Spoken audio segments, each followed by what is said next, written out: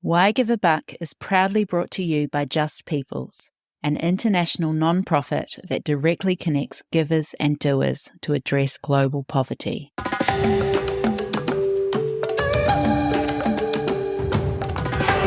Hello and welcome to Why Give a Buck.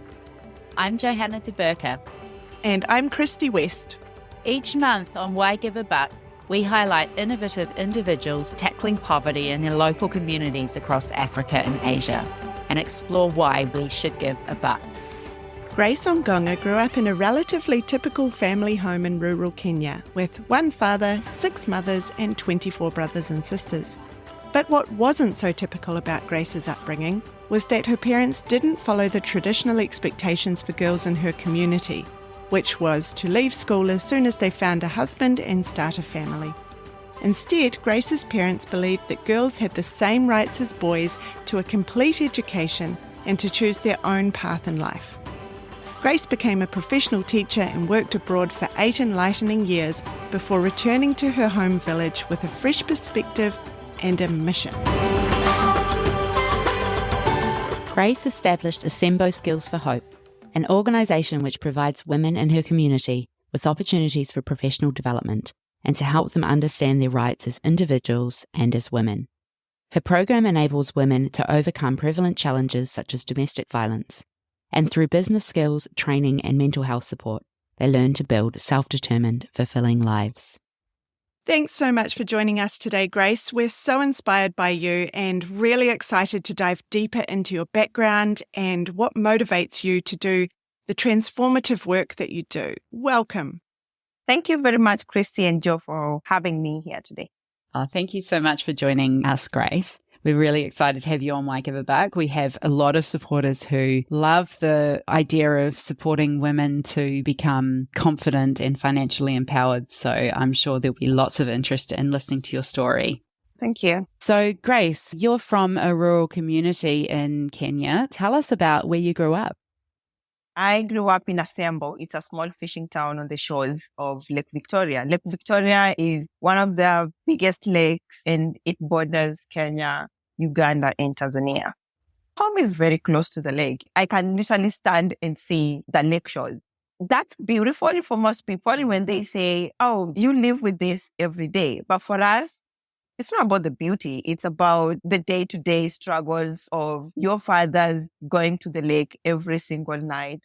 There are scenarios where we have big storms and the boat capsizes and one person is dead and now everyone is wondering who of the 6 who were in that specific boat died because that's someone's brother, that's someone's father, that's someone's cousin. Oh, wow. We've also had cases of crocodile and hippos. Hippos is a big one because they mess people's vegetation and farms. Oh, my goodness. I also remember when they have killed a hippo. Oh, my God. They scramble for that meat. And that day, no one is eating fish in the village because everyone will be eating hippo meat. I didn't know you could eat hippos. Yes. What does it taste like? I've never. My mom would never allow me. You've never tried? No. So do people get chased by hippos too? I've heard that they're one of the most dangerous animals in Africa in terms of how many people they kill per year. Is that right? I think living close to the lake, there's some sort of unwritten understanding between hippos and people. So they come out at night. Usually they just graze around the lakes. For those who have farms close to the lake, that's what the problem is because they come to eat. They're vegetarians, so they come to eat the maize and vegetables that are planted close to the lake. But usually there's rare attacks. Okay, interesting. Grace, tell us what your childhood was like growing up in Asembo. My childhood was fun for most of it. Someone from Asembo would describe us as rich. And when I say that, I'm looking at a typical home where I was living. We had bedrooms for each one of us. We had the kitchen. We had my parents' bedroom. Also, we had a place for playing, which was very different. I've never seen that in any of the other homes that I know. I could see a tiny house, a hut, and I would always wonder how many rooms are in there because I could see that they have 5 to 6 kids. I never really understood how it's so tiny and there's supposed to be a bedroom for the kids and a bedroom for the parents and a living room and a kitchen because when it rains, they cook in the house. I feel really sad because there's basically no space. There's no couch. There's no kitchen. It's just a mix of everything because they cannot afford anything better. Yeah. But growing up for me was quite fun. My parents could afford a balanced diet, a good breakfast, a good lunch, a good dinner. We had someone to help us with some of the works. It means that we were able to spend more time studying. Our parents didn't struggle to pay for my school fees, but that was very different when I think about my girlfriends at school, because I remember Rosemary, we used to be sent home for school fees. In primary school, the education is free, but we could be sent home for examination money. And that is as little as $10, $20, maximum $25. At that point, I could easily tell my mom it is $50 or it is $75. And that way I was able to pay for Rosemary or sometimes even pay 2 of our exams at a go. That way my mom can give me 25 next time. Sneaky. I like it. I was happy that she was able to have an exam because it was very sad when someone is removed from the examination room because they did not pay. Oh my goodness. But that means if they miss the examination, it affects their performance, it affects their confidence, and it's just really sad. It was really sad to me to see young kids go through that. So you've been empowering girls with education since you were in school yourself, starting with Rosemary. If I think about it now, I could say yes. But back then, I don't know, I was just helping a friend. So you mentioned that you had a room for each sibling in your house. How many people were in your family? Thank you. That's a really good question. So in a typical African home, what showed that you're wealthy was the number of wives you are able to have. Okay. In some communities, if you have many cows, then you can have more wives. In other communities, if you have a number of businesses or if you have huge pieces of land, you are able to have many wives. That, I think, meant that you have a good supply of food so they can be fed. You can take care of them. My dad was a businessman. With all his businesses, he had a wife running one of them. Wow. So when I was growing up, we were building a hospital and it was named Teresa Hospital. And Mama Teresa, who is my second mom, is the one who was running that business. But anyway, on that line, my mom was the 6th and she was the last. She was the 6th wife. Yes. She was the 6th wife and we are 25 siblings. Wow. We have 9 boys and 16 girls. Oh, wow. We know each other. We know all of them. We have WhatsApp group. We have a yearly check-in. The kids come together and it's funny. We are also separated in a way. We have those are very social and social drinkers. And then we have those that are saved. We always sit together and talk. And when we are done, we say, the saved ones, can you all please go enjoy your sleep because the socials are just about to start a good time. I'm not going to tell you which side I am, but you can make a guess. Yeah, we will. Oh my goodness. Wow. What a vibrant family life. Yes, it is very vibrant. What I loved about growing up was every kid, irrespective of which house you're coming from, all the mothers were mothers. You just call them mom. Oh, that's so beautiful. So you had 6 mums. That is beautiful. Yes, I had 6 moms and I grew up with my stepmom, who was the second. I grew up with her since I was as young as grade 1. She paid my school fees. She knew when I was sick. She knew when I had my good moments. She believed in me and she passed on while I was already working in Rwanda. And I always remember when I was in college and I knew for a fact that that was it. She was not going to get out of the hospital. And she told one of my siblings to take the money, it was about $300, and pay for my school fees for that year. And make sure that she's brought the bank slip. And later on, I asked her, why are you demanding a bank slip while you are in a hospital? She said, because if I don't demand it, they will use that money to pay for the hospital bill and you'll struggle with your school fees for the year. And that stuck with me for the rest of my life. But later on, when my mom died, and when I say mom, I usually mean my mom who died, and I don't mean my birth mother. And when my mom died is when I started working my relationship with my birth mother. And for the longest time, I was mad. You know, I had so many questions. Why didn't I grow up with you? Did you not love me? And all of that. But I've come to realize that it's a blessing. It's a blessing that I had a mom until I finished college. And now I have another mom who is actually my birth mother. Yeah. And beautiful. It really makes me think about family systems. And, you know, the world is changing more, and polyamory and blended families and these sorts of things are becoming more mainstream. You know, the sort of nuclear unit of one man, one woman, one son and one daughter is becoming sort of a dated concept. You mean like my family? You're so old-fashioned, Joe. This is really beautiful. I've never heard such a positive experience of this, because I guess polygamy is often portrayed as the sister wives fighting and jealousy and rivalry and competition for resources. But what you've said is completely new and really beautiful to hear. Absolutely. Thank you. After your schooling, you had the opportunity to go to Rwanda to become a teacher. Why did you then come back? Because you mentioned that you were looking to leave Asembo. Why did you then come home and set up Asembo Skills for Hope? By the way, I can totally imagine you being a cool teacher. Yeah, that's true. Thank you. I went to college and I chose a bachelor's in education and worked as a teacher. I wanted to explore the world. I always wanted to be out of that small village, because we never had many role models in the village. We just had a few, and those are the girls that went to Nairobi and they could only come once in a while. They had beautiful clothes, high heels and makeup. You look at them and you're like, I want that life. But you will realize that you can never get that if you stay in that village. Yes. After I went to college and moved to Rwanda, I taught for 8 years. But I was always coming back home because I was excited to talk to my mom about what's going on in my life and what I've been able to achieve. And just the fact that I could come back home with shopping and take care of things at home, I felt like that was the qualification that, you know what, as a mother, you did well and your daughter has the freedom to do what she wants to do. Coming back, it was so different. Let's just say I tried. I don't know. I always try to come out as down to earth and not very sophisticated and Instagram-ish. It's so hard to be glamorous, I know.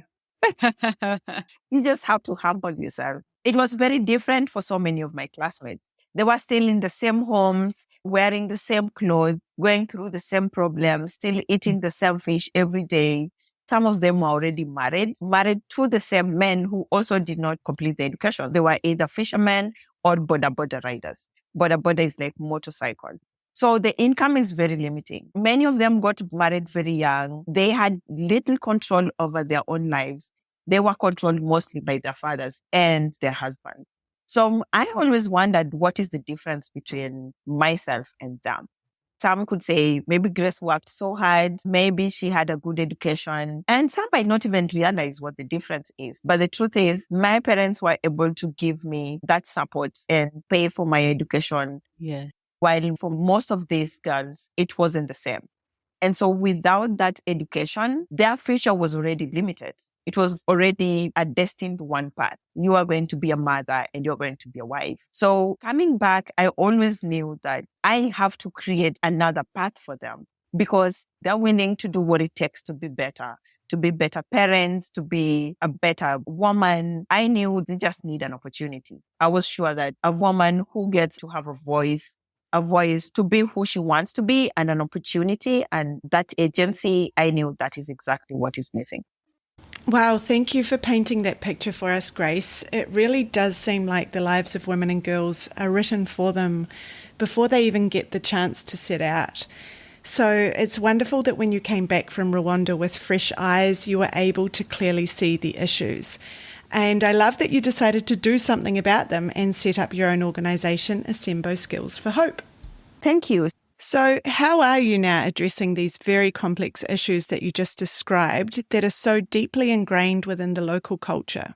Some Assemble Skills for Hope is a women-led organization. We work to break generational cycle of poverty by equipping women with skills to prosper. We knew that being able to provide the women with the skills is just the beginning. After the skills, then they are able to have jobs. And with independent income, they are able to support themselves, afford basic needs, and take their kids to school. And entirely their kids will be prosperous. Amazing. We have our skills academy that runs over a year. We have vocational skills training, entrepreneurship skills training, and life skills training.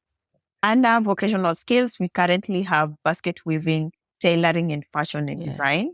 We also understand that we need the focus of how to run a successful business management, planning, bookkeeping, money management for these women to be able to be successful. Every woman who comes to our program must be able to go for 2 months of internship. We connect the women in our program with businesses already existing. So for 2 months, you're supposed to work in that scenario where you get customers. How do you talk to customers? How do you quote when a customer says, I want this? How do you reduce confrontation with customers? How do you discuss? How do you agree? How do you disagree? When a customer comes in a really bad mood, how do you handle that situation? So we put them in a scenario where they directly deal with customers before they go start their own businesses. Oh, this is fantastic. You're really preparing the women to face the real life challenges of running a business. That's amazing. But do you find that the women are able to commit to the program fully, given that they're facing high levels of poverty and often challenges within their family lives? All in all, we realize that the journey to empowerment is not only skills training. Most of these women go through struggles in their lives. Emotional and social support is key to help these women be in a better space, understand who they are. Absolutely. I always say, if you have a half a cup, it's very hard to give it to someone else. You need your cup to be full, and full in your emotional sense, your spiritual sense. You have to be in a good place. That starts by knowing that you are enough, you are loved, and you can do this. Just having that positive mind that you can do this. So we offer on-site counseling and opportunities to participants to share their personal struggles and support each other. We also have activities to build self-confidence and provide education on women's rights. Most of the women would tell you, if my husband beats me, that is violence. But if my husband tells me, if you do that again, I will hit you, that is not violence. Yes. And for them, unless there's a physical touch into it, it's not violence. But then if I ask them, has your husband threatened to chase you out and you sleep in the rain? She said, yes. I say, that is violence. This violence that is not physical. So having them understand what is their rights, and if you're going through some of these, what are the channels that you need to use for support, and also access to family planning. For family planning, in the beginning, most of them usually say that if I ask my husband and he says no, then I can't use family planning. They don't know that it's their right. You have the right to use family planning if you want or not. We also look at parenting, because these kids have kids. We're looking at hygiene. How are you clean in your surrounding? We are looking at time management. How are you able to do everything that you're doing and still be able to sit down with your kid and say, what are you learning in school? And how may you able to help with your homework and things like that? So you really are giving them an absolute chance to do whatever they want to do in life with all of these skills. I mean, this is why it's holistic, It's about taking on that emotional violence and explaining about these things that are so prevalent within, so many cultures. Yeah, it's incredible. They don't know that it's violence. But of course, with education levels where they are at and culture so ingrained, they wouldn't have the outside knowledge to actually learn that this is violence. So it's just so incredible that you include that sort of education within the program so that they are not only learning skills and becoming self-independent and more knowledgeable and getting an education, but they're also able to navigate life with men. And they're empowered within the home as well to be safe and to assert their rights. Life skills for us is just a practical connection of what life is in the village. And that means, how many kids you have, how many kids do you want? Do you know the knowledge and access to family planning? What are your thoughts on gender-based violence, and how can we help have better communication between you and your spouses, between you and the people that you're working with, and how do we resolve the problems that we have in a more understanding way? Because gender-based violence is just a fight that we're continuing to have in the village. What sort of results are you seeing with your program, Grace? To date, we have achieved 100% graduation rate, which for me shows the commitment that these women have to spare 4 hours a day for 10 months to go through the training. 90% of our graduates are currently working and earning income. We've had 94% of our graduates currently practicing family planning. We have like a monitoring and evaluation process that is very rigorous, because if you cannot tell the impact you're making, then are you really making a change? Wow, Grace, these results are so impressive. Yeah, you can't argue with 100% graduation rate. That's amazing. Is there one particular student who has stayed in your mind as a success story? Yeah, that's a good question. The first one that easily comes to my mind is Dorcas. Dorcas committed from the beginning, very calm and able and willing to support others. We needed an assistant trainer. We thought about, what about Dorcas? But for her, she was like, no, am I really good enough for this? Why me? For that position, she was going to be earning over $100 per month, which is about 10,000 Kenya shillings. This is an amount that she's never imagined that she can take home by herself. And now we're not just calling her Dorcas, but we're calling her Teacher Dorcas. Oh, go Dorcas.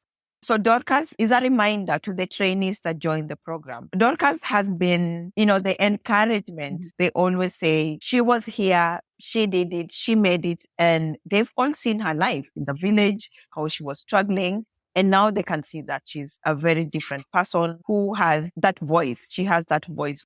Yeah, she's such a perfect role model for the other women who are coming up through the program. There's such a theme of beautiful, supportive women role models sort of threaded throughout your life, starting with that mother, the one that you call your mum, who sadly passed away. She was such a beautiful influence on you, and you said, she is the one that believed in me. She knew that I could do wonderful things, and she encouraged it. And then she made sure, even while she was in hospital, that you got your school fees paid for so that you could carry on. She knew that you were going to do incredible things. And then here you are empowering these other women who are then going on, like Dorcas, to empower the next lot. Yes, the ripple effects are just so beautiful. And Grace, do you have plans to scale up the number of women that you're reaching with the skills training and support? Or are you hoping to reach women in different parts of Kenya outside Asembo? Yes, the future is rich. We are preparing to construct a campus that will allow us to double as many women that we are reaching each year. We are looking to not exaggerate the community with so many tailors. We currently have just tailoring and basket weaving, but we are now conducting a market research to determine what other vocational skills training we will offer in the future. Next year, we are thinking of advanced skills for fashion. So the women will be able to have a choice of different skills, but most importantly, moving the skills academy and specifically tailoring to a different space so that we do not have the community full of 20 or 30 tailors in one small village. Oh, fantastic. Yes, you don't want too many tailors in one spot all competing with each other. So what kind of support do the women get after they graduate? When our women graduate, that's when we bring in the microcredits and mentorship program. We do this because we know that getting the skills is not only what they need, but they also need that support to take them to the next level. We have someone like Kenzie. She was 19 years old when we started, and she always wanted to have her own business. While she graduated, she had a small baby, so she started working in her home. Every morning, she was just walking for an hour, telling people that she's doing tailoring at her house. If you have some work, go to her. Every time we visited her, she said, I just want to have my own place out in the center because there are so many customers over there. Last year, Kenzie was able to move out to the center. She came to us with a plan and said, I need to pay rent and I need to buy a couple materials and all of this is coming to this amount and I only have this amount. And we said, with all that commitment, we are able to boost your work. So we have loan programs that support the women. Most of them are having to go to Kisumu, which is 2 hours away, to get materials that they need. With that, we were able to start the Hope and Heart shop, where we are selling materials and all accessories that tailors might need for their businesses. That way, we have brought the materials to them. They can also come and access these materials as loan because we know them. They come to us, get the materials, go work, sell it, and come back and pay. So we are trying to find ways that we can be able to provide that extra support. The goal is to empower the women, and we are going to do what it takes to empower them. Brilliant. Love that, Grace. And are there different pathways for women who don't want to own their own businesses? Yes, we're also expanding our social enterprise in order to offer stable employment to many of our graduates, where we become the link to get contracts with schools, contracts with companies, contracts with other businesses and the government. So the women are able to come, make the product, and have a full-time job where we employ them. Our goal is to provide a long-lasting, safe job for the women that are within our community. And just to give us a sense, the women that you bring into your program, what sort of monthly income could they hope to be earning after they graduate? When we ask our trainees, what's the amount you want to earn? All of them say $100. After they've started working for a while, they change from $100 to $200. And that's good because then their mind, they know that they can now do better than just $100. I just love that you're getting feedback where first they think $100 is a huge amount. And then they're actually going out into the workforce, achieving that and being like, great, now 200. I love it. So do you think it was a good thing that you went to Rwanda, that you got some space away from Asembo to give you more perspective so that you were able to come back with new ideas and with a fresh outlook? My journey to Rwanda was the best thing that happened to me. When I finished my teaching degree, the first salary that I was getting was $50. When I went to Rwanda, my first salary was $150. That is 3 times what I'm currently earning. That was the beginning. Then things just started getting better. I took myself for my bachelor's degree. I was able to pay my own school fees. I was able to meet a number of people that ended up being the first funders of the organization. I'm a better person today. I have a better social group. I have a better understanding of what I'm supposed to do, all because I was in Rwanda. I was able to move from Rwanda in 2022 and come and focus full time in my organization. And my colleagues would not believe it. They said, why? You're a good teacher. Why are you going? And I said, the women of Asembo needs me more than the students in Rwanda. It was an easy decision to move to Asembo, but it wasn't an easy decision to stop teaching. Oh, I'm sure it wasn't an easy decision, but I'm so glad that you had the courage to go to Rwanda and then the courage to come back home. Yeah, thank you. Thank you for such a rich and informative conversation, Grace. I just loved hearing about life in Asembo for women and for men, and for you growing up in your house. You painted such a clear picture of what life is like, the positive sides and also the challenges. Yeah. I just love the way that you are systematically addressing those challenges so that women are able to live beautiful lives in the fisher village that they love. So thank you so much for your work and for sharing it with us today. We're so excited about everything you're doing. I just can't wait to come and see those hippos and to come and see you in your center, of course. Thank you very much for having me. I loved this conversation. For anyone listening in who's interested to learn more or support Grace's vision, you can visit justpeoples.org/leaders/Grace. You can find these details in the show notes.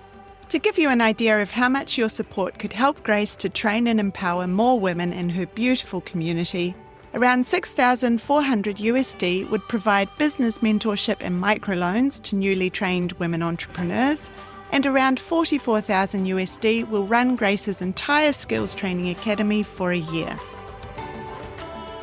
Do you like hippos? Sorry, I just really like hippos. I know we should move on, but do you like hippos?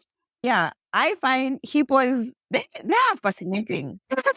Welcome to Why Give a Buck. This is a podcast about Christy's fascination with hippo.